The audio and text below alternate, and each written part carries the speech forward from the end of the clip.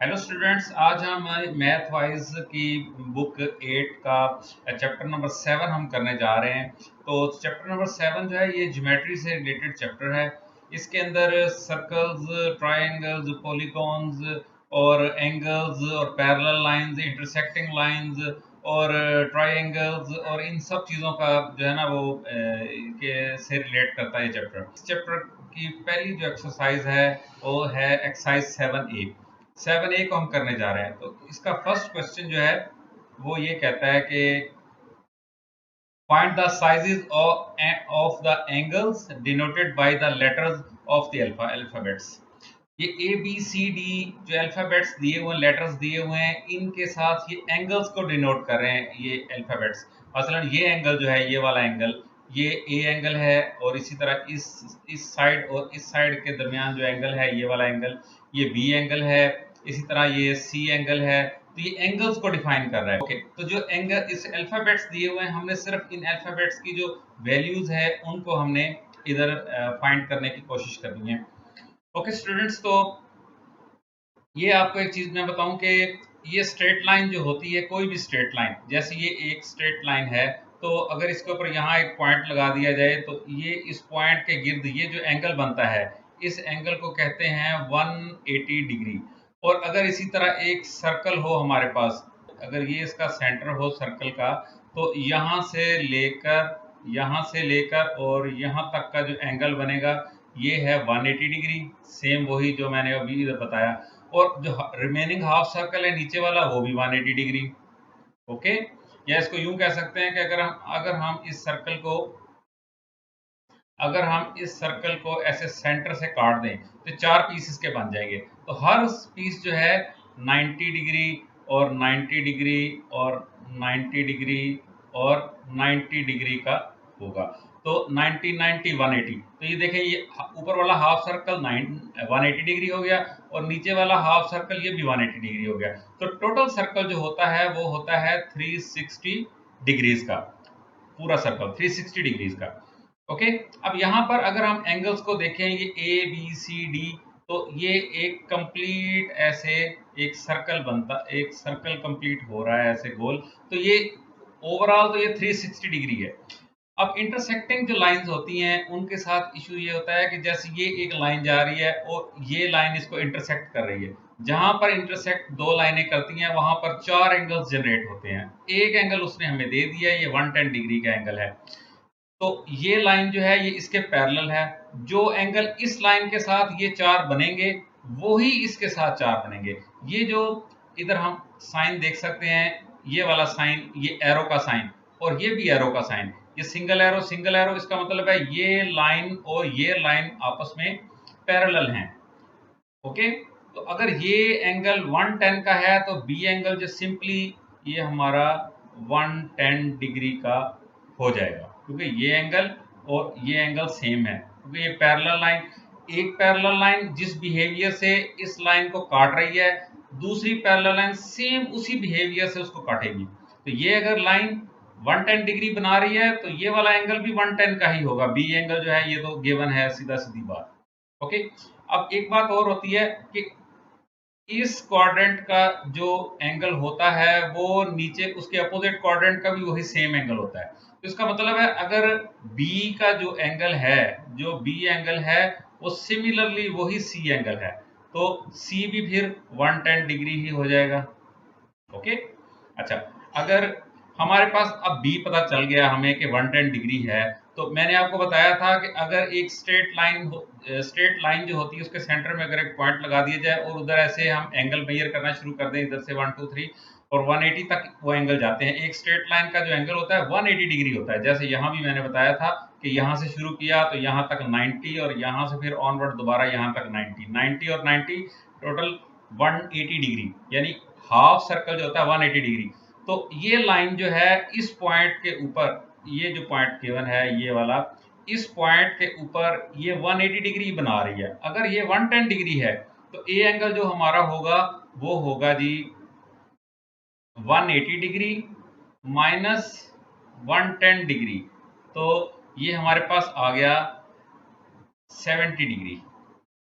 Okay, A angle हमारे पास क्या आ गया 70 डिग्री। अगर ए एंगल 70 डिग्री हमने निकाल लिया तो जो ए की वैल्यू है वही वैल्यू सेम डी की होगी, तो वो भी 70 होगा।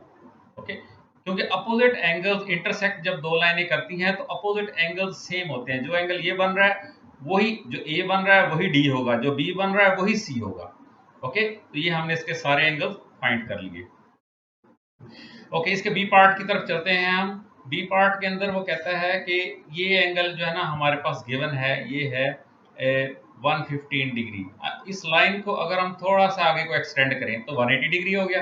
180 डिग्री का मतलब है कि ये एंगल जो है, ये एंगल ये बराबर होगा इस सी एंगल के बराबर होगा। ओके, तो अब 180 में से अगर मैं 115 निकाल दूं, 180 माइनस 115, तो ये मेरे पास आ जाएगा 180 माइनस 115, तो ये आ जाएगा 65 डिग्री।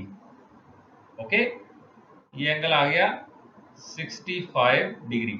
तो ये एंगल अगर 65 मैंने निकाला है 65 डिग्री, तो ये सेम वही बिहेवियर है, क्योंकि ये लाइन और ये सिंगल एरो और ये सिंगल एरो बता रहा है कि ये दोनों लाइनें पैरेलल हैं।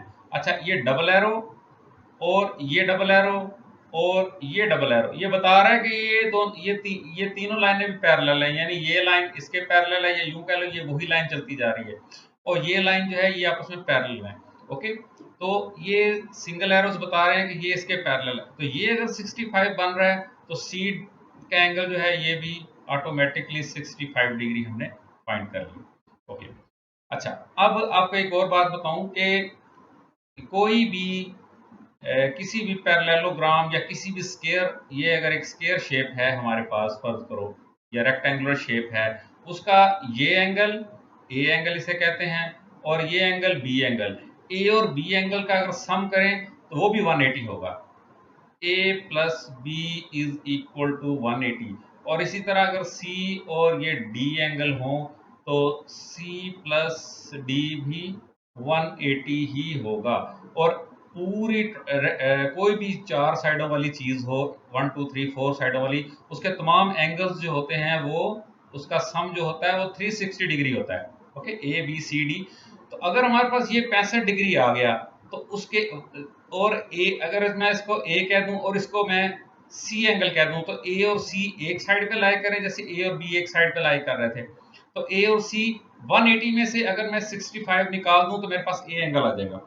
ओके, तो 180 माइनस 65 115 डिग्री। तो या यूं कह लें कि ये जो 115 डिग्री था ये वही एंगल यहां जनरेट हो रहा है। तो या इसको सिंपल हम यूं कह देते हैं कि 180 डिग्री माइनस 65 डिग्री, तो ये मेरे पास आ गया ए एंगल कितना 115। ओके, अब ये 65 डिग्री यहाँ जो बन रहा है ये सेम यही एंगल है, ये भी 65 ही होगा, क्योंकि अपोजिट कॉर्नर्स या अपोजिट एंगल्स, जैसे यहाँ पर ये एंगल और ये एंगल बराबर है, ये एंगल और ये एंगल बराबर है, इसी तरह अपोजिट कॉर्नर्स, एक ये कॉर्नर बन रहा है एक ये कॉर्नर, इसके एंगल भी बराबर होंगे, और बी ए और सी भी, सॉरी ए, और अगर यहां पर एंगल हम लें ये वाला एंगल, ये भी बराबर होंगे। ओके, तो ये हमने सारे एंगल इसके हमने फाइंड कर लिए। ए एंगल जो है 115 डिग्री हमने निकाला, बी एंगल 65, सी एंगल भी 65, और ये हमने इसकी कैलकुलेशन के लिए हमने इसे कैलकुलेट किया था कि ये एंगल हमें पता होगा तो हम ये एंगल फाइंड कर सकते हैं, या ये पता होगा तो हम ये सी एंगल फाइंड कर सकते हैं। ओके, तो बड़ा सिंपल सा होता है, इसमें लॉजिक थोड़ी सी बनानी पड़ती है कि आप देखें कि किस तरीके से ये हो सकता है। ओके स्टूडेंट्स, अब हम सी पार्ट की तरफ चल रहे हैं। क्वेश्चन नंबर 1 के सी पार्ट की तरफ हम जा रहे हैं। इसके अंदर ए बी सी ये एंगल्स हमारे पास हमने फाइंड करने हैं। हमारे पास गिवन क्या है 113 डिग्री। अब देखें, ये अगर ये 113 है, ये वाला एंगल अगर 113 है तो ये वाला एंगल जो है ये भी 113 डिग्री ही होगा। अब ये 113 है तो अपोजिट कॉर्नर्स के एंगल भी सेम होते हैं, तो ये भी 113 ही होगा। ओके, इसी तरह ये अगर 34 है तो इसके अपोजिट ये नहीं है, इसका अपोजिट ये है इसका अपोजिट, इसका अपोजिट ये है। तो ये बी हमारे पास आ जाएगा 34 डिग्री। ओके, अच्छा इसमें भी आप देखें ये सिंगल एरो और ये सिंगल एरो, इसका मतलब ये पैरेलल लाइंस हैं, ये डबल एरो और ये डबल एरो, इसका मतलब है ये दोनों भी इंटरसेक्टिंग जो है ये भी पैरेलल लाइन है, और ये डायगोनल है इसका। एसी जो है, ये एसी नहीं कहना चाहिए इसको, ये जो लाइन है ये डायगोनल है, क्योंकि ए भी एंगल है और सी भी एक एंगल है। ओके, तो अब हमारे पास, अच्छा किसी भी ट्राइंगल, चाहे वो राइट एंगल ट्राइंगल हो जिसमें एक एंगल 90 का हो, ये 90 का हो, ये ट्राइंगल हो, या कोई भी आर्बिट्रेरी ट्राइंगल हो, कोई भी दुनिया की किसी तरह की भी ट्राइंगल हो, उसके अगर तीनों एंगल्स को हम ऐड करें, तीनों एंगल्स, तो उसका मजमुआ होता है 180 डिग्री। तीनों एंगल्स को, इसको इसको इसको और इसको, तीनों एंगल्स को अगर हम सम कर दें, जमा कर दें, तो वो 180 डिग्री के बराबर होते हैं। अब ये अगर हमने 113 डिग्री फाइंड कर लिया, ये हमारे पास 34 डिग्री गिवन है, तो सी हम फाइंड कर सकते हैं। कैसे? कि ये एक ट्राइंगल है, देखें जरा गौर से, ये वाली ये ट्राइंगल है, ठीक है। इस ट्राइंगल के अंदर ये एंगल भी मुझे पता है, ये भी पता है, तो अगर मैं 180 डिग्री में से माइनस कर दूं, क्या, this plus this, 34 degree minus 113 degree, तो मेरे पास जो एंगल आएगा 33 डिग्री आ गया मेरे पास। तो सी एंगल जो है ये है 33 डिग्री, तो ये मेरे पास सी आ गया, ये आ गया इक्वल टू 33 डिग्री। ओके, अब अगर ये 33 है, तो इसका, जैसे ये 34 था, तो उसका अपोजिट कॉर्नर ये बना था, ये 34। अब ये अगर 33 है, तो ये ए भी जो है ये 33 डिग्री ही होगा। ये चाहे ए इज इक्वल टू या सी इज इक्वल टू, दोनों 33 होंगे। ओके, इसके अपोजिट, इन अदर वर्ड्स वही बात आ गई कि ये 113 डिग्री, ये 34 डिग्री, 34 जमा 113 करके 180 में से लेस करें तो फिर भी 33 आएगा। जैसे हमने यहाँ किया था 34 डिग्री और 113 डिग्री, दोनों को ऐड किया, 180 में से लेस किया, तो हमारे पास 33 डिग्री आ गया। ओके, ये हमारा सेकंड क्वेश्चन जो है ये भी सॉल्व हो गया। ओके स्टूडेंट्स, इस फर्स्ट क्वेश्चन के डी पार्ट की तरफ हम चलते हैं। तो डी पार्ट में ए बी सी और डी, ये चार एंगल्स जो है ना, ये हमने फाइंड करने हैं। अब जरा सा गौर से देखें, ये लाइन डबल एरो के साथ है और ये लाइन भी डबल एरो के साथ है। इसका मतलब है ये लाइन और ये लाइन, ये दोनों पैरेलल लाइंस हैं। अगर ये दोनों पैरेलल हैं, तो एक ये इंटरसेक्टिंग आ गई जो दोनों को काट रही है, और एक ये इंटरसेक्टिंग आ गई जो इस लाइन और इस लाइन को काट रही है, और इसी तरह सिमिलरली अब जो एंगल यहाँ पर बनेंगे वही एंगल इस तरफ बनेंगे, क्योंकि ये लाइन इस दो पैरेलल लाइनों को काट रही है। अब अगर यहाँ पर ये 80 डिग्री बना रहा है, तो इट मीन्स के ये एंगल जो है ये भी 80 डिग्री होगा। कैसे? ये लाइन ये पैरेलल लाइन और उसके नीचे इंटरसेक्टिंग, ये पैरेलल लाइन और वही इंटरसेक्टिंग, तो नीचे का एंगल क्या होगा, नीचे का अगर ये एंगल जो है वही ये एंगल होगा। ओके, जो ये है वही एंगल ये होगा। अब ये एंगल मैंने आपसे पहले कहा था कि अगर इंटरसेक्टिंग हो रही हो दो लाइनों की, अपोजिट एंगल्स बराबर होते हैं। जैसे ये एंगल है, जो भी ये निकलेगा वो इसके बराबर होगा। अब ये अगर 80 है तो बी एंगल भी ऑटोमेटिकली इसके बराबर होगा, ये भी 80 डिग्री होगा। ये और ये एंगल हमेशा बराबर होते हैं, अपोजिट एंगल्स, कॉर्नर्स के अपोजिट एंगल्स हमेशा बराबर होते हैं। ओके, अब ये अगर 80 मेरे पास आ गया, बी एंगल 80 मैंने निकाल लिया, तो मैंने आपसे कहा था कि अगर, जैसे ये ऊपर इधर डिस्कस हमने किया था फर्स्ट क्वेश्चन में, कि अगर स्ट्रेट लाइन हो तो एक पॉइंट के गिर्द जो ये एंगल बनाती है वो 180 डिग्री होता है। सिमिलरली यहाँ पर अगर ये स्ट्रेट लाइन है और अगर मैं कहूँ कि ये वाला पॉइंट है, ये पॉइंट, इस पॉइंट के ऊपर ये कटिंग कर रही है, तो इस पॉइंट से यहाँ तक का जो एंगल होगा ये होगा 180 डिग्री। अब 180 में से अगर मैं 80 को लेस कर दूं तो मेरे पास ए एंगल आ जाएगा। तो A angle is equal to 180 minus 80, तो ये मेरे पास आ गया 100 डिग्री। ओके, समझ रहे हैं? ए एंगल मेरे पास क्या आया, A is equal to 100 degree. 100 degree हमने ए निकाल लिया। जैसे ये एंगल है इस लाइन के साथ, इस लाइन का एंगल 115 डिग्री है। ये देखिए ये वही लाइन चली आ रही है इस लाइन के साथ और ये भी वही लाइन है, तो ये एंगल कितना होगा, ये यही वाला होगा 115 डिग्री, 115 डिग्री। अच्छा, मैंने आपसे कहा था कि अपोजिट एंगल्स जो होते हैं ये सेम होते हैं। अगर ये 115 है तो ये वाला एंगल क्या होगा, ये वाला एंगल ये भी 115 होगा। अंडरस्टूड बात है, 115 डिग्री होगा। अगर ये 115 है तो ये 80 तो हमें पता है 80 डिग्री का, 80 माइनस इसमें से अगर 80 कर दें तो हमारे पास सी एंगल आ जाएगा। ओके, तो ये इज इक्वल टू आ जाएगा सी एंगल के। तो सी इज इक्वल टू 115 माइनस 80 35। तो सी एंगल हमारे पास आ गया 35 डिग्री। ओके फाइन, ये हमने सी भी हमने फाइंड कर लिया, ये 35 डिग्री हमारे पास सी आ गया। ठीक है, अब यहां तक है कितना, 115 डिग्री। तो ये 180 में से 115 को लेस करें तो डी, क्योंकि यहां से यहां तक जो एंगल बनता है ये वाला स्ट्रेट लाइन के ऊपर, ये स्ट्रेट लाइन और ये नीचे वाला डी जो बन रहा है डी, लोअर डी जो है ये 180 डिग्री और अपर डी जो होता है वो भी 180 डिग्री होता है। तो लोअर डी 180 डिग्री है और यहां से लेकर यहां तक का एंगल हमें पता है कि ये 115 डिग्री है। जैसे ऊपर का था 115 है तो नीचे का भी 115 है। ओके, तो 180 में से 115 में लेस कर दूं, ठीक है, तो ये मेरे पास डी आ जाएगा 180 में से 115 अगर मैं लेस कर दूं तो 65 डिग्री,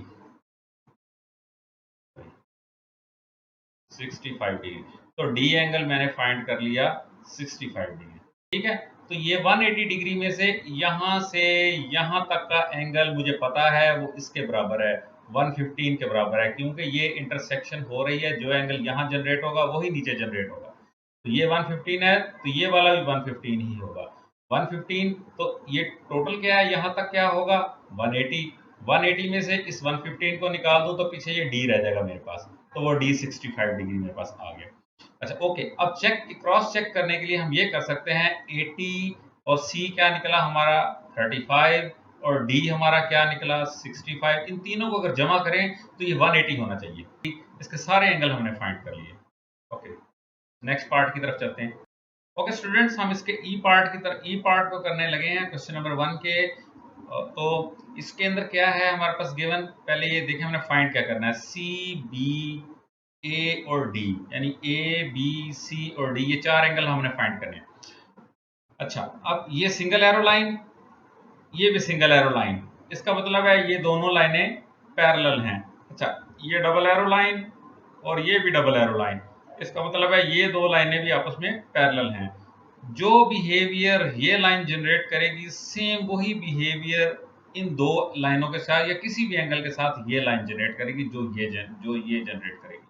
ओके, कि पैरेलल लाइंस का ये रूल होता है कि जो एक तरफ काम करती है, अगर उसके पैरेलल कोई और लाइन है तो वही एंगल वही चीजें दूसरी तरफ जनरेट करेगी। ये अगर 65 डिग्री है तो इसका मतलब है कि ये एंगल कितना होगा, ये भी 65 डिग्री होगा। अब ये अगर 65 है तो अपोजिट, इसके अपोजिट एंगल क्या होगा, ए एंगल जिसे हम कहते हैं, ये भी 65 होगा, क्योंकि अपोजिट कॉर्नर एंगल्स जो होते हैं इंटरसेक्शन में, अपोजिट एंगल्स जो होते हैं वो बराबर होते हैं। ये एंगल इसके बराबर और ये वाला एंगल इस एंगल के बराबर होगा। ओके, अच्छा अब ये अगर अच्छा ये देखें, ये एक हमारे पास पैरेललोग्राम है, जिसकी पैरेललोग्राम से उस शेप को कहते हैं जिसकी अपोजिट साइड पैरेलल हो, ये साइड इसके पैरेलल, ये साइड इसके पैरेलल हो, इसे कहते हैं पैरेललोग्राम। तो पैरेललोग्राम के अंदर ये होता है कि कॉर्नर्स वाले एंगल भी बराबर होते हैं, जैसे ये अपोजिट कॉर्नर बराबर थे, इसी तरह ए जो है ये बी के बराबर होगा, तो ये भी 65 डिग्री ही होगा, यानी कि ये ए डिग्री ही होगा एक्चुअल। ओके, अच्छा अब हम अगर ये देखें कि ये एंगल हमारे पास आ गया 65 डिग्री और यहाँ से यहाँ तक ये जो अपर डी बनता है, ये वाला अपर डी, ये अपर डी जो होता है ये 180 डिग्री के बराबर होता है। तो 180 में से अगर मैं 65 को लेस कर दूं तो मेरे पास सी एंगल आ जाएगा। तो सी एंगल जो आ गया मेरे पास, ये आ गया 115 degree is equal to 1 115 degree. Okay, ये मेरे पास सी एंगल भी मैंने फाइंड कर लिया। अच्छा, अब ये देखें, ये इंटरसेक्शन को गौर से देखें, ये इंटरसेक्शन जो हो रही है, ये एंगल ये सेम इस एंगल के बराबर है। ये एंगल जो है, ये इंटरसेक्शन, ये पैरेलल, ये सीधी लाइन और ये उसके ऊपर इंटरसेक्ट कर रही है, ये एंगल सी डिग्री जो बन रहा है, सी एंगल बन रहा है। ये लाइन और ये उसी उसी पैरेलल के साथ आ रही, उसी के साथ आ रही, और ये वही स्ट्रेट लाइन है। तो ये डी एक्चुअल जो है, D is equal to C is equal to 115 degree. Okay, इसी तरह ये बी एंगल जो था, अगर यहां पर बाहर का एंगल को गिवन होता तो वो यही एंगल होता 65, लेकिन हम तो इसको डी को फाइंड कर रहे हैं ना, तो डी इज इक्वल टू सी, या इन अदर वर्ड्स कह लो कि ये एंगल जो है ये भी 115 डिग्री ही हमारे पास होगा। तो हमने इसके ए, बी, सी और डी सारे एंगल्स हमने इसके फाइंड कर लिए। ओके, इसके नेक्स्ट पार्ट की तरफ चलते हैं इसी क्वेश्चन के। ओके स्टूडेंट, ये एफ पार्ट है इसका। एफ पार्ट के अंदर ए और बी ये दो एंगल हमने फाइंड करने हैं। हम सबसे पहले देखेंगे इसमें पैरेलल लाइंस कौन सी है। तो एक ये हमारे पास एक मिनट, एक ये हमारे पास सिंगल एरो लाइन नजर आ रही है। ओके, ये सिंगल एरो लाइन, और एक इसी तरह ये सिंगल एरो लाइन नजर आ रही है। इसका मतलब ये लाइन और ये लाइन ये दोनों आपस में पैरेलल है। ये इंटरसेक्टिंग लाइन है, जो बिहेवियर ये लाइन इस लाइन के साथ बनाएगी वही सेम इसके साथ। अच्छा, मैंने कहा था इंटरसेक्टिंग में अपोजिट कॉर्नर के एंगल सेम होते हैं। अब ये 46 डिग्री है, तो ये कितना होगा, ये भी हमारे पास 46 डिग्री ही होगा। ओके, ये एंगल जो है ये इसके बराबर होगा।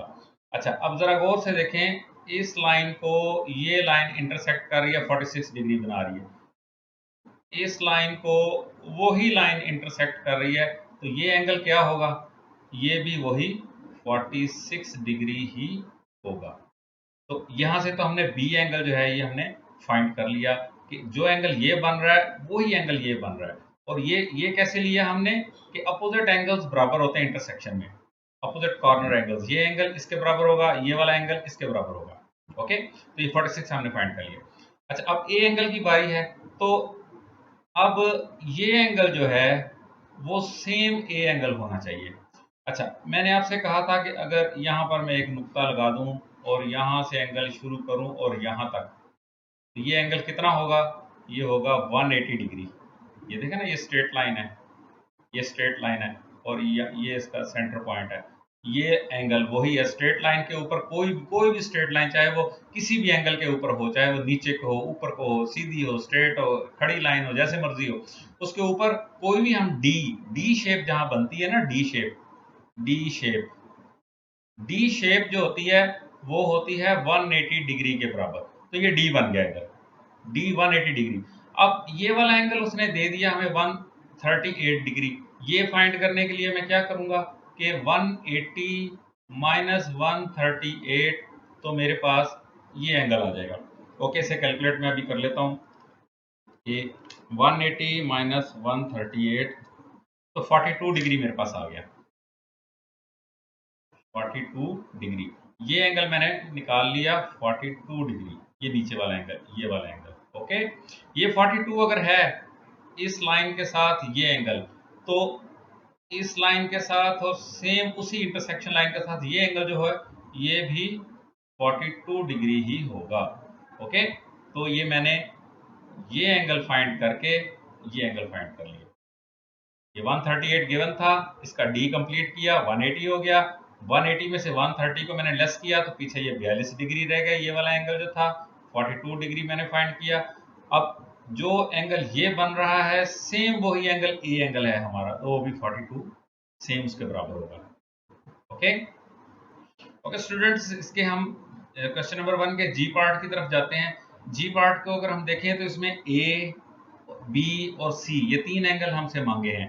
इसमें सबसे अच्छी जो चीज़ है कि हमें ये एंगल भी पता है कि ये जो स्क्वायर बना होता है, डब्बा बना होता है, इसका मतलब होता है कि ये 90 डिग्री का एंगल है। जहां पर इस तरह का बॉक्स बना हो, ये वाला बॉक्स जहां बॉक्स बना हो, इसका मतलब ये क्या डिग्री है, 90 डिग्री। अंडरस्टूड बात होती है।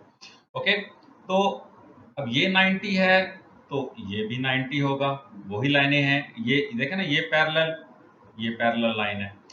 अच्छा, अब किसी भी ट्रायंगल के तीनों एंगल्स को अगर हम जमा करें तो वो क्या उसका होते हैं 180 डिग्री के बराबर होता है। किसी भी ट्रायंगल के तीन एंगल्स को अगर हम जमा करें तो 180 डिग्री होता है।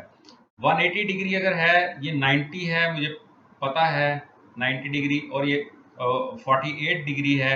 अगर इन दोनों को मैं लेस कर दूं 90 प्लस 48 करके 180 में से अगर मैं लेस कर दूं तो मेरे पास ए एंगल आ जाएगा। तो ये आ जाएगा जी 180 माइनस 90 और माइनस 48, तो 42 डिग्री मेरे पास आ गया। Okay, 42 degree. तो ये मेरे पास ये वाला एंगल आ गया, ए एंगल क्या आ गया 42 डिग्री। ओके, अब इस बड़ी ट्रायंगल को अगर हम देखें, इस बड़ी ट्रायंगल में ये एंगल मेरे पास है, ये एंगल मेरे पास है, ये निकालना है मैंने बी। तो ये भी 180 डिग्री में से अगर मैं 42 और 90 को मैं ऐड करके 180 में से लेस करूं मेरे पास ये एंगल आ जाएगा। तो ये 48 डिग्री निकलेगा। इन अदर वर्ड्स के ये एंगल इस एंगल के बराबर होगा, तो बी भी 48 डिग्री होगा। और अगर हम दूसरे तरीके से कैलकुलेट करके देखें तो भी यही निकलेगा। ओके, अच्छा, अब मैंने आपसे कहा था कि डी जो होता है, अगर एक पॉइंट के गिर्द हम डी बनाएं तो वो 180 डिग्री का होता है डी। अच्छा, अब 40 बी एंगल तो मुझे पता है, तो रिमेनिंग क्या है, सी है। तो अगर मैं सी एंगल फाइंड करना चाहूं तो 180 डिग्री में से मैं अगर 48 को लेस कर दूं तो मेरे पास सी एंगल आ जाएगा। ओके, तो ये आ जाएगा जी 180 माइनस 48, तो 132 डिग्री आ गया, 132 डिग्री। तो ये सी एंगल मैंने फाइंड कर लिया। ओके स्टूडेंट्स, ये हमारा जी पार्ट कंप्लीट हो गया इसके साथ। ओके स्टूडेंट, इसी क्वेश्चन के क्वेश्चन नंबर 1 के एच पार्ट को हम देखते हैं। तो एच पार्ट जो है उसके अंदर हमने जो फाइंड करने हैं एंगल्स वो हैं ए बी सी और डी। इसके अंदर दो पैरेलल लाइंस हैं, एक ये लाइन और एक ये लाइन, सिंगल एरो वाली। इट मींस कि ये लाइन और ये लाइन आपस में पैरेलल है। हाँ, अब इसके अंदर इंटरसेक्टिंग लाइन जो है वो पैरेलल नहीं है। जो नीचे वाली है वो उसके अपने एंगल्स हैं, ऊपर वाली के अपने एंगल जनरेट होंगे। लेकिन जो इस लाइन के साथ इंटरसेक्टिंग लाइन जो एंगल बनाएगी वो सेम इधर बनेंगे, और जो इस लाइन के जो यहाँ पर बनेंगे एंगल, ये इंटरसेक्टिंग लाइन जो इस लाइन के साथ एंगल बनाएगी वो इसी लाइन के साथ वही सेम एंगल्स बनेंगे। ओके, तो स्टूडेंट्स देखें जरा कि अगर ये एक लाइन थी और एक ये लाइन थी तो ये 107 का एंगल बना। सेम वही लाइन इधर आगे को चलती जा रही है और उसके पैरेलल ये लाइन नीचे को आ रही है, तो ये एंगल जो होगा ये भी यही वाला होगा 107 डिग्री का, क्योंकि ये एंगल और ये एंगल सेम होंगे। ओके, अब ये अगर 107 है तो अगर मैं यहाँ पर D बनाने की कोशिश करूं, इस लाइन के ऊपर D बनाने की कोशिश करूं तो D हमेशा 180 डिग्री का होता है। 107 180 में से लेस करूं तो मेरे पास A एंगल आ जाएगा, या मैं यहाँ लिखता हूं कि angle is equal to A degree is equal to किसके आएगा 180 डिग्री माइनस 107। तो इसे हम अभी कैलकुलेट कर लेते हैं। तो ये आ गया जी 180 माइनस 107, तो 73 डिग्री। तो ये आ गया मेरे पास 73 डिग्री। तो ए एंगल मैंने निकाल लिया 73 डिग्री। ये देखें ना, ये भी एक डी बन रहा है इस लाइन के ऊपर। ये जो पैरेलल लाइन है, ऊपर को जो लाइन जा रही है इसके ऊपर ये डी बन रहा है। तो डी में से बी एंगल मुझे पता है 107। बी कैसे पता चला कि जो एंगल ये है वही एंगल ये है, क्योंकि ये दोनों लाइनें पैरेलल हैं। तो जो इंटरसेक्शन लाइन जो यहाँ बिहेवियर दे रही है वही यहाँ पर बिहेवियर होगा। अच्छा, ओके, हमने ये ए भी हमने फाइंड कर लिया और हमने बी भी फाइंड कर लिया। ओके, अब बात है सी और डी की। अब ये अगर एंगल 83 डिग्री है तो इसके नीचे वाला एंगल भी 83 डिग्री होगा। ओके, कॉर्नर्स वाले एंगल बराबर होते हैं। अच्छा, अगर ये 83 है तो फिर सी एंगल जो होगा ये वाला, ये इसके बराबर होगा। ओके, तो ये भी 83 डिग्री होगा सी एंगल। ये हमने फाइंड कर लिया सी एंगल। और अब अगर मैं इस लाइन को लूं और इसको मैं 180 कंसीडर करूं, तो 180 में से 83 को लेस करूं तो डी एंगल आ जाएगा। तो D is equal to 180 degree minus 83 degree. तो ये मेरे पास आ जाएगा, अभी कैलकुलेट कर लेते हैं, 180 माइनस 83, 97 डिग्री। ओके, तो ये 97 डिग्री, ये मेरे पास डी एंगल मैंने फाइंड कर लिया। तो इसके सारे angles B, A, B, C and D हमने फाइंड कर लिए। ये डी जो है, D is equal to 97 degree. Okay students, तो आई पार्ट की तरफ हम चलते हैं। क्वेश्चन नंबर 1 के आई पार्ट के अंदर क्या है हमारे पास, पहले हमने देखा पैरेलल लाइंस कौन सी हैं। ये लाइन जो है, इस लाइन के पैरेलल हमारे पास गिवन है। ओके, अच्छा, जो इसका मतलब है इस लाइन के साथ इस लाइन का जो बिहेवियर होगा, इसी लाइन के साथ इस लाइन का सेम वही बिहेवियर होगा। ये अगर 85 डिग्री बना रही है ये लाइन और ये लाइन मिलके, तो ये लाइन और ये लाइन मिलके भी 85 डिग्री ही बनाएंगी। तो Z हमने फाइंड कर लिया। ओके, Z हमने फाइंड कर लिया। अच्छा, अब बात आ गई एक्स एंगल को अगर हम फाइंड करने की कोशिश करें पहले, तो ट्रायंगल, अगर हम इस ट्रायंगल को कंसीडर करें, इस ट्रायंगल को, ये 35, 85 और एक्स, ये तीन एंगल्स वाली ट्रायंगल्स को, तो हमें पता है कि 180 डिग्री होता है। किसी भी ट्रायंगल्स के तीनों एंगल्स को जमा करें तो 180 डिग्री होता है। तो एक्स एंगल अगर मैं फाइंड करना चाहूं तो मैं इधर लिख सकता हूं कि X angle is equal to किसके आएगा, 180 degree in, sorry, 180 degree minus 35 degree plus 85 degree. तो ये मेरे पास x निकल आएगा। ओके, इसको रेपट जल्दी से कैलकुलेट कर लेते हैं। 180 माइनस 35 और माइनस 85, ओके, 60 डिग्री। तो ये मैंने कैलकुलेट कर लिया, ये 60 डिग्री हमारे पास x निकल आया। तो x जो है ये 60 डिग्री है। अब स्टूडेंट्स देखें ज़रा कि ये इस लाइन को अगर हम गौर से देखें और इस पॉइंट के ऊपर अगर हम ऐसे डी बनाएं, तो जो डी होगा 180 डिग्री का। ठीक है, 180 में से ये एंगल भी मुझे पता है, जेड एंगल एक्स भी पता है, जेड भी पता है, तो वाई को मैं फाइंड कर सकता हूँ। तो इधर मैं लिख सकता हूँ कि वाई एंगल जो है ये बराबर होगा 180 degree minus 85 degree plus 60 degree. तो ये मेरे पास आ जाएगा 35 डिग्री। ओके, तो ये y एंगल मैंने फाइंड कर लिया जो कि है 35 डिग्री। तो ये इसके सारे एंगल्स हमने फाइंड कर लिए इस क्वेश्चन के। ओके, नेक्स्ट इसका है जे पार्ट। ओके स्टूडेंट्स, इसका जो है जे पार्ट हम करने लगे हैं।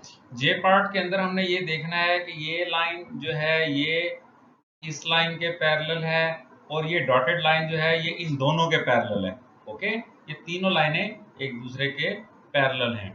ओके, तो अगर हम इस लाइन को थोड़ा सा ऐसे बढ़ाएं और ऐसे इस लाइन को बढ़ाएं, ये अगर 50 डिग्री है तो यहाँ पर भी 50 डिग्री होगा। ओके, क्योंकि अपोजिट कॉर्नर्स जो होते हैं ये बराबर होते हैं। और अगर इस लाइन को हम नीचे को बढ़ाएं तो ये अगर 50 है तो ये भी फिर 50 होगा इसके बराबर, और ये 50 है तो ये भी अपोजिट एंगल्स हैं, तो ये भी 50 डिग्री होगा। या यूं समझ लें कि यही लाइन नीचे को आ रही है, ये लाइन और ये लाइन पैरेलल है, ये जो एंगल बन रहा है वो सेम यहाँ बनेगा 50 डिग्री। ओके, ये हमने 50 डिग्री फाइंड कर लिया। ओके, अब हम इस लाइन को अगर आगे को थोड़ा सा बढ़ा दें और ये एंगल जो है इसको फाइंड कर लें, तो ये एंगल और ये एंगल सेम होंगे, ये वाला एंगल। ठीक है, ये एंगल इस एंगल के बराबर होगा। तो ये डी बन रहा है यहाँ पर 180 डिग्री। 180 में से अगर 40 को अगर हम लेस कर दें तो ये हमारे पास आ जाएगा 40 डिग्री। कैसे आया, 180 degree minus 40 degree is equal to, sorry 140 degree, 180 degree minus 140 degree is equal to 40 degree. Okay, तो ये 40 डिग्री आ गया। अब ये अगर 40 है तो ये भी 40 डिग्री हो जाएगा। अच्छा, अब ये दोनों एंगल्स हम अगर सम अप कर दें तो ये 40 और 50 ये हो जाएंगे 90 डिग्री। 90 डिग्री कौन सा एंगल होगा 90 डिग्री? ये वाला एंगल, ये 90 डिग्री हो जाएगा। अब ये 90 अगर है तो ये एक पूरा सर्कल है, पूरे सर्कल के अंदर कितनी डिग्री होती है? सर्कल में होती है 360 डिग्री। उसमें से अगर मैं 90 को लेस कर दूं तो आ जाएगा 270 डिग्री। तो ये x जो है दैट इज x जो है ये है 270 डिग्री। ओके, तो हमने x फाइंड कर लिया। इसकी समझ आई बात की? ये जो 50 डिग्री एंगल था ये सेम यहाँ पर 50 डिग्री बन रहा है, और ये जो नीचे 40 बना है क्योंकि अपोजिट कॉर्नर्स की वजह से यही 40 जो है वो इस लाइन को बढ़ा दूं तो यहाँ बनेगा, यहाँ 40 बनेगा, ये 40, ये देखें इस लाइन को मैंने बढ़ा दिया, ये एंगल भी 40 होगा। ये 40 है तो फिर ये भी 40 होगा। अगर ये 40 आ गया तो 50 और 40 90 हो गया। तो ये पूरा सर्कल कितने का होता है? 360 डिग्री का। 360 में से इस 90 को मैं लेस कर दूं तो ये जो एंगल बाहर वाला है एक्स एंगल दिया हुआ है जो हमने फाइंड करना था वो आ गया, जो कि 270। ओके स्टूडेंट्स, नेक्स्ट क्वेश्चन की तरफ चलते हैं। ओके स्टूडेंट, इसके के पार्ट की तरफ हम चलते हैं। इस क्वेश्चन नंबर 1 के, ये लाइन जो है इस लाइन के पैरेलल है और ये इसको एज ए हम इंटरसेक्टिंग लाइन लेते हैं। ए और बी एंगल हमने फाइंड करने हैं। ये एंगल 60 हमारे पास गिवन है। इस लाइन को अगर मैं बढ़ा दूं, ठीक है, तो ये समझ लें यही लाइन बढ़ गई। ओके, और इस एंगल को अगर मैं ऐसे कर दूं तो समझ लें कि ये एंगल जो है वो यहाँ जनरेट हो गया। ये देखिए अपर कॉर्नर में है, ये भी अपर कॉर्नर में चला गया, तो ये भी 60 डिग्री होगा। ओके, ये एंगल भी 60 डिग्री होगा।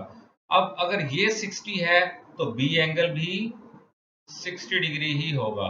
तो बी मैंने इसमें से फाइंड कर लिया क्योंकि अपोजिट कॉर्नर एंगल्स जो होते हैं वो सेम होते हैं। ओके, तो अब ये ए एंगल मैंने अगर फाइंड करना है तो मैंने आपसे कहा था कि यहाँ डी बन रहा है इस पॉइंट के गिर्द, इस पॉइंट के गिर्द। तो डी क्या होता है? ये होता है जी 180 डिग्री होता है डी।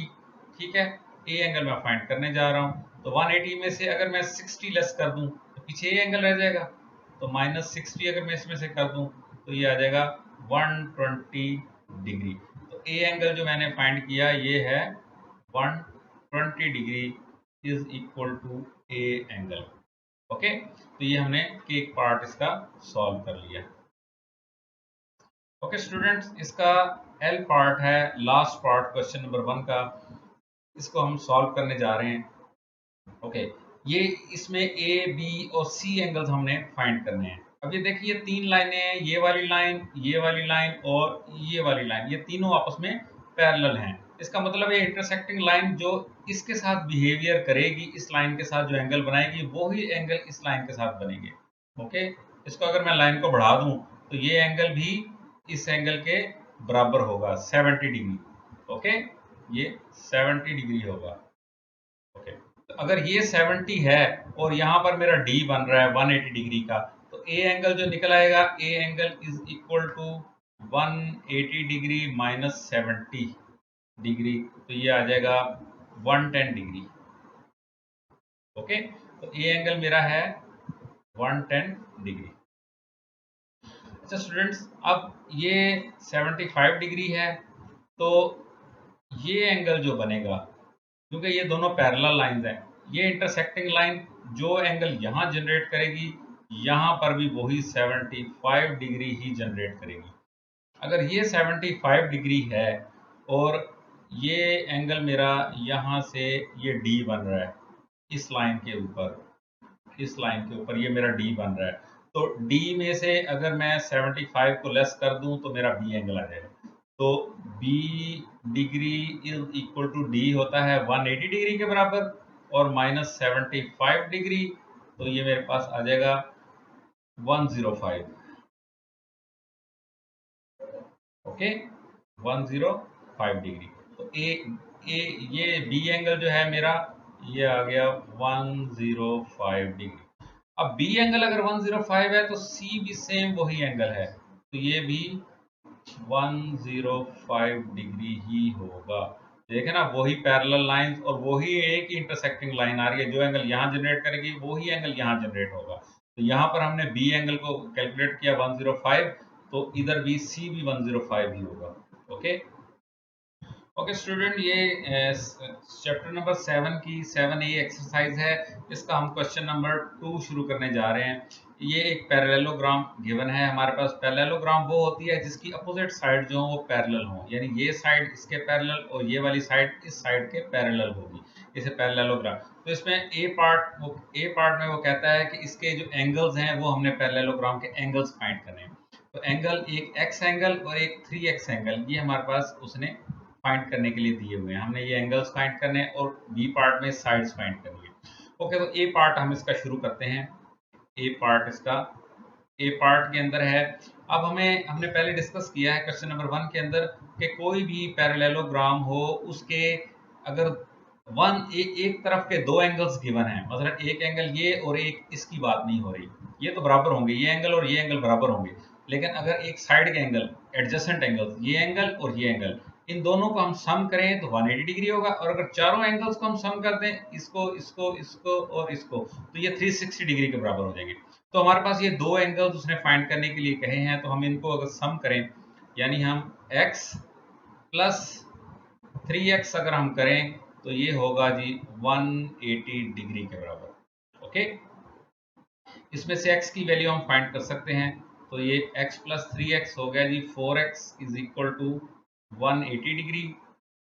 ओके, और इसमें से डिवाइड बाई 4 अगर मैं इधर कर दूं और डिवाइड बाई 4 इधर, ये 4 इससे कट जाएगा और x is equal to 45 degree. Okay, 4 1 जा 4 और 45 डिग्री। ओके, तो ये 45 डिग्री मेरे पास x आ गया, ये मैंने पहली वैल्यू फाइंड कर ली। ओके, अब मैंने सेकंड एंगल फाइंड करना है, तो ये एंगल मैंने क्या फाइंड किया, 45 डिग्री। सेकंड एंगल के लिए क्या कहता है कि इसी x को 3 से मल्टीप्लाई कर दो, तो 3x किसके बराबर होगा, 3 इंटू 45 डिग्री, तो it will be 135 degree. Okay, तो ये एंगल जो होगा ये होगा 135 डिग्री। ये हमने सेकंड एंगल भी इसका फाइंड हमने कर लिया। ओके, अब इसकी साइड्स की बारी आ गई, तो इसका बी पार्ट हम शुरू करते हैं।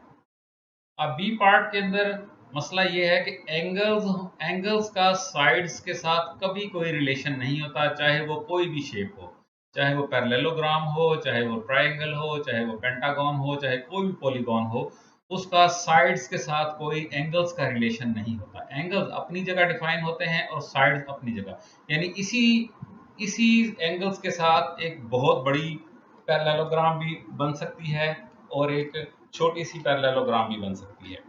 ओके, तो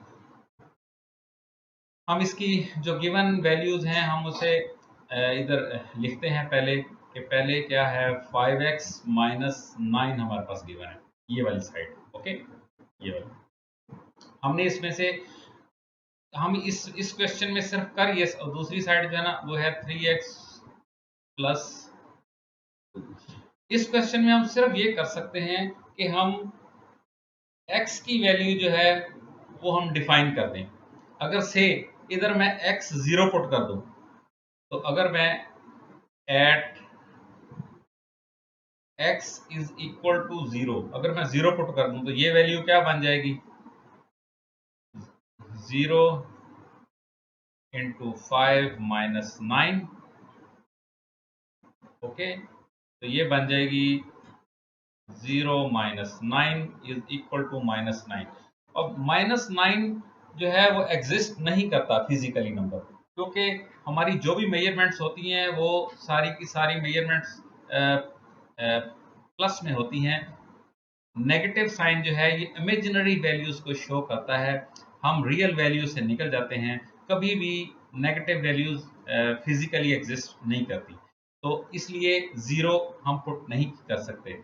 अगर x में 1 पुट कर दूं इसकी जगह पे x की जगह पे 1 पुट कर दूं तो फिर क्या होगा, 5 आ जाएगा, 5 माइनस 9 तो -4 आ जाएगा, वो भी एग्जिस्ट नहीं कर सकती। और अगर x में 2 पुट कर दूं, x इज इक्वल टू 2, तो फिर क्या होगा, देन ये होगा कि 5 इंटू 2 माइनस 9, तो ये मेरे पास आ जाएगा 5 to the 10, 10 minus 9 is equal to 1। हाँ, 1 एग्जिस्ट कर सकता है, 1 एग्जिस्ट कर सकता है। इसका मतलब है मिनिमम वैल्यू जो मैं x को पुट कर सकता हूँ वो 2 होगी, 2 से नीचे नहीं। 2 से बड़ी वैल्यू हो तो वो कोई ना कोई पॉजिटिव आंसर आता रहेगा मेरे पास। दूसरी लेंथ के केस में मेरे पास वैल्यूज ही सारी की सारी पॉजिटिव है, इधर मैं 0 भी पुट कर दूं तो भी पॉजिटिव नंबर ही मेरे पास आएगा। ओके, इस वैल्यू की मुझे जो है ना वो ये बेस करती है कि कौन सा इधर नंबर हम x की जगह पुट कर सकते हैं। इसको सिंपली हम ये लिख सकते हैं कि x will be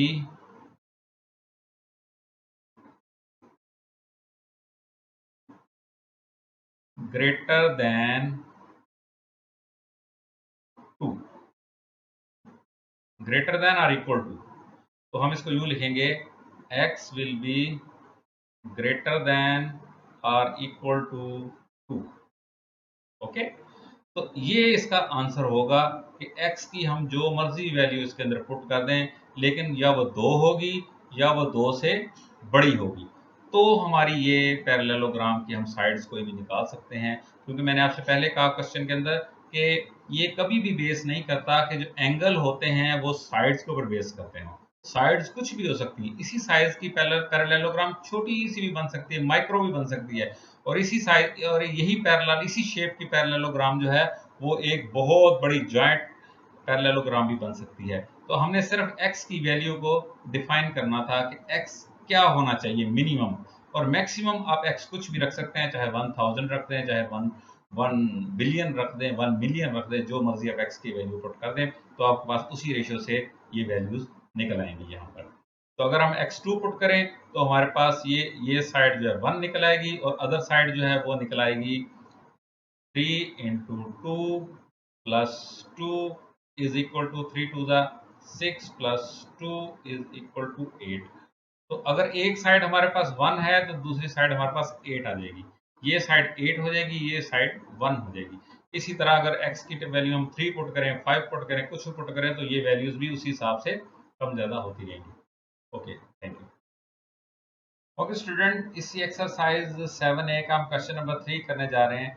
ये एक पैरेललोग्राम गिवन है हमारे पास, जिसके अंदर ये x, y एंड z ये हमने अननोन्स हैं, ये हमने एंगल्स और वैल्यू एंगल की वैल्यूज जो है हमने फाइंड करनी है। ओके, तो पैरेललोग्राम वो होती है जिसकी अपोजिट साइड्स आपस में पैरेलल हों, यानी ये साइड इसके पैरेलल होगी और ये साइड इसके पैरेलल होगी। इसका मतलब है ये लाइन जो है इस लाइन के साथ इंटरसेक्शन करने के बाद जो एंगल्स जनरेट करेगी, सेम बिहेवियर ये लाइन इस लाइन के साथ करेगी। ओके, ये अगर ये सेम डायगोनल जा रहा है, ओके, और ये लाइन जा रही है हॉरिजॉन्टल लाइन, इसी तरह ये हॉरिजॉन्टल लाइन उस डायगोनल के साथ, यहाँ अगर 25 डिग्री एंगल बन रहा है तो सेम यहाँ पर भी 25 डिग्री एंगल ही बनेगा। ये अगर 25 है तो ये वाला भी 25 डिग्री, क्योंकि अपोजिट एंगल्स हैं। ये अगर 30 है तो ये भी 30 होगा। ओके, सिमिलरली ये अगर 25 है तो ये भी 25 डिग्री ही होगा। और ये 30 है, इस लाइन के साथ ये डायगोनल 30, तो इस लाइन के साथ ये डायगोनल, इस लाइन के साथ ये डायगोनल, ये एंगल जो बना रहा है ये भी 30 डिग्री ही होगा। ये अगर 30 है तो ये जेड एंगल जो है हमारे पास ये भी 30 डिग्री ही होगा। ओके, तो जेड एंगल हमने फाइंड कर लिया। ओके, तो इसी तरह अगर ये एंगल 54 है तो ये भी सेम 54 डिग्री ही होगा। ओके, तो अब स्टूडेंट्स ऐसा है कि हमने x फाइंड करने की हम कोशिश करेंगे। अब ये एंगल भी हमारे पास है, ये एक ट्राइंगल को अगर हम देखें, इस ट्राइंगल को एक्स जी और 54 एंगल वाली ट्राइंगल, वाई एक्स जी और 54 एंगल वाली ट्राइंगल को अगर हम देखें तो इसके अंदर x हम फाइंड अगर करना चाहें तो x जो होगा ये बराबर होगा 54 सॉरी ये होगा 180, क्योंकि किसी भी ट्रायंगल के तीनों एंगल्स को अगर हम जमा करें तो 180 डिग्री होते हैं। 180 डिग्री माइनस क्या आएगा 30 डिग्री, ये वाला angle Z angle, plus 54। Okay, तो ये हमारे पास आ जाएगा 96 डिग्री। 96 डिग्री, ये हमारे पास 96 डिग्री आ जाएगा एक्स एंगल। तो ये एक्स जो है ये भी हमने फाइंड कर लिया, एक्स जो है 96 डिग्री हमारे पास आ जाएगा। ओके ओके, अब हमें अगर ये एंगल फाइंड हो जाए, ये वाला एंगल, तो हम वाई एंगल भी निकाल सकते हैं, क्योंकि ये भी एक ट्राइंगल बन रही है। देखें 25 डिग्री वाई इंटू ये एंगल।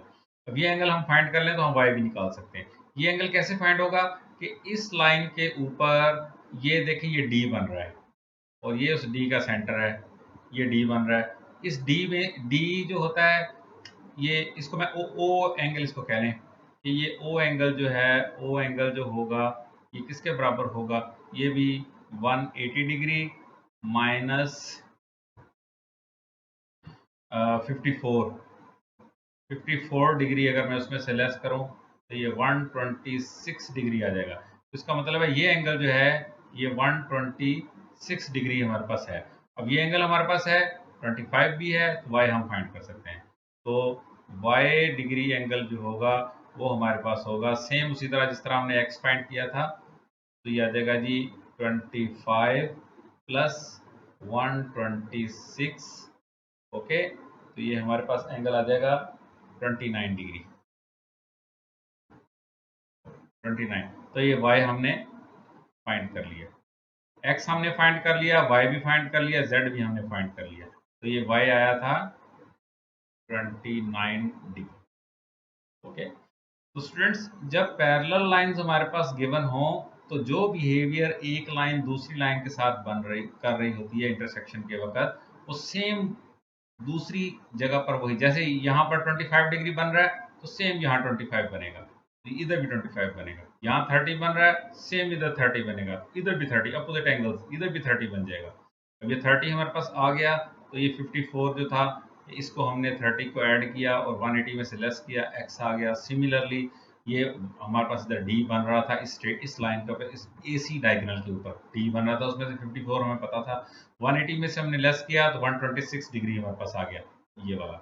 ओके, तो 126 जो है तो उसको उसको और 25 को हमने ऐड किया और 180 में से लेस किया तो ये y हमारे पास आ गया, क्योंकि ये भी एक ट्राइंगल बन रही है, ये ट्राइंगल।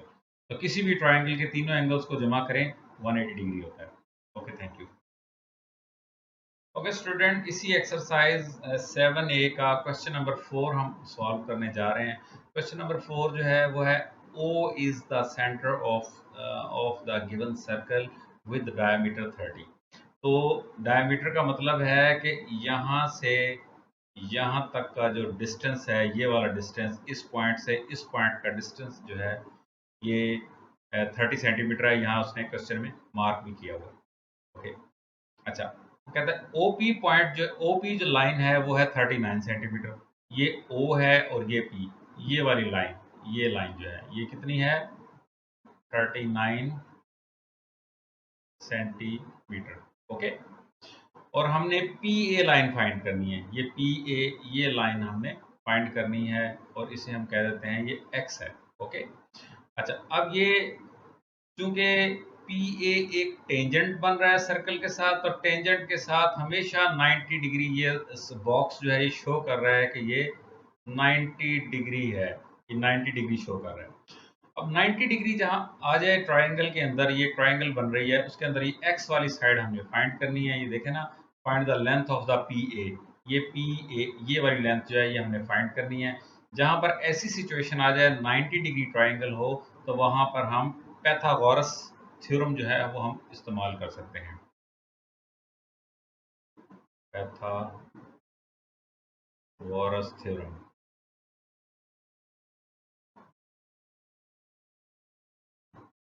ओके, पैथागोरस थ्योरम हम इस्तेमाल कर सकते हैं। ये क्या हो सकता है पैथागोरस थ्योरम?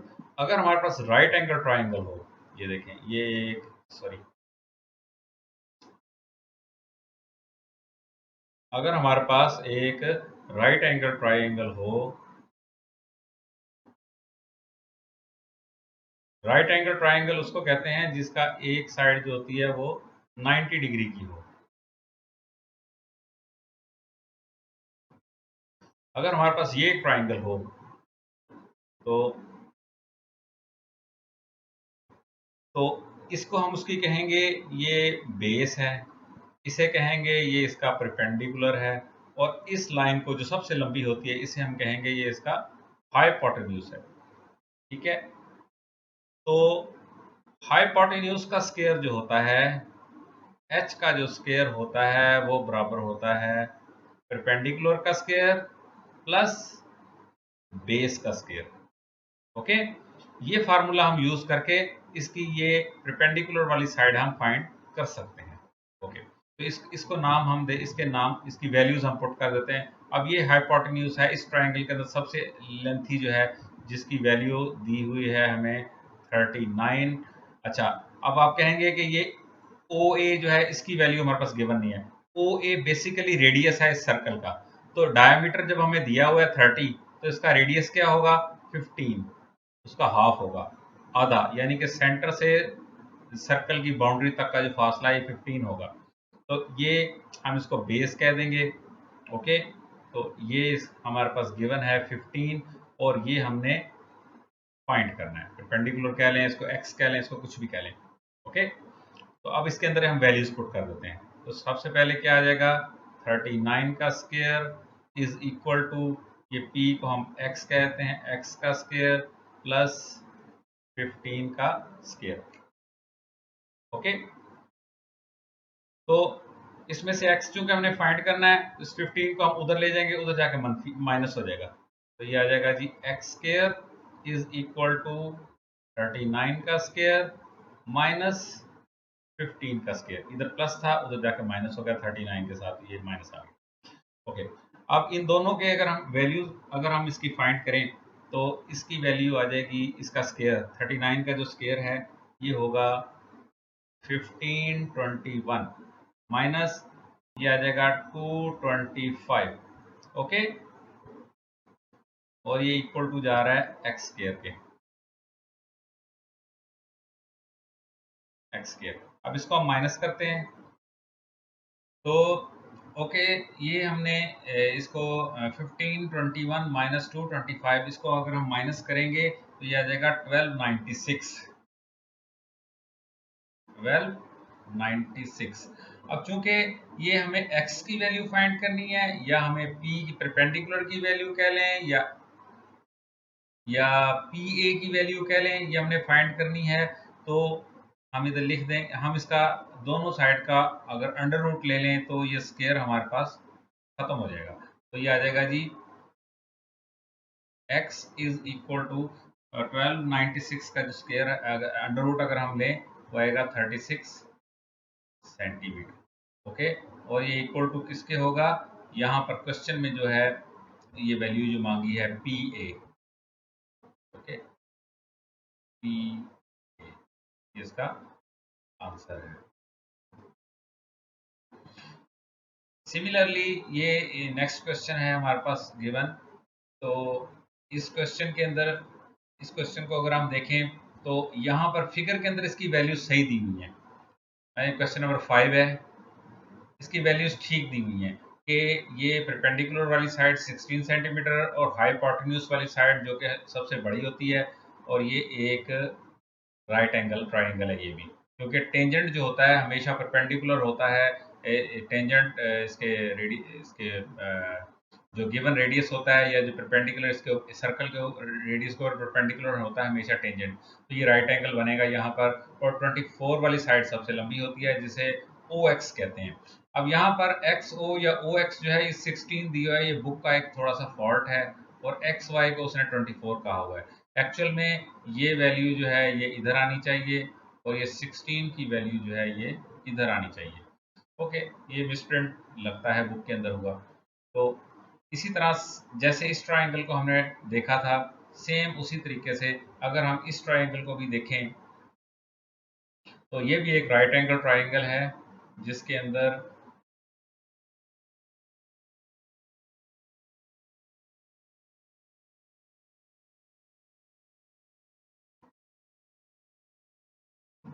जो है ये वैल्यूज हमारे पास, ये राइट एंगल है इधर, और इसकी जो वैल्यू है वो इस साइड की वैल्यू जो है ये है 24 सेंटीमीटर। ओके, और ये है हमारे पास 16 सेंटीमीटर, और ये जो है ओ वाई ये हमने ये फाइंड करना है, ओ वाई हमने फाइंड करना है। ओके, सिमिलरली इसी तरह जैसे पैथागोरस हमने यहाँ यूज किया था, ये आ जाएगा जी 24 का स्क्वायर, हाइपोटेन्यूज का स्क्वायर जो है हम लिख भी लेते हैं इधर, hypotenuse square is equal to perpendicular square plus base का स्क्वायर। तो बेस जो है, जिसे हम इसको x भी कह सकते हैं, ओ वाई भी कह सकते हैं, तो ये हमने फाइंड करनी है। तो परपेंडिकुलर हमारे पास 16 यहाँ गिवन है, 16 का स्क्वायर और प्लस ओ वाई का स्क्वायर। अब ओ वाई को सेपरेट करने के लिए 16 को हम दूसरी तरफ पे ले जाएंगे, तो जाके ये माइनस हो जाएगा। तो ओ वाई का स्क्वायर इज इक्वल टू 24 का स्क्वायर माइनस 16 का स्क्वायर। तो 24 का स्क्वायर जो होता है ये होता है 576 और 16 का स्क्वायर होता है 256। ओके, और इन दोनों को जब हम माइनस करेंगे तो ये हमारे पास आ जाएगा 320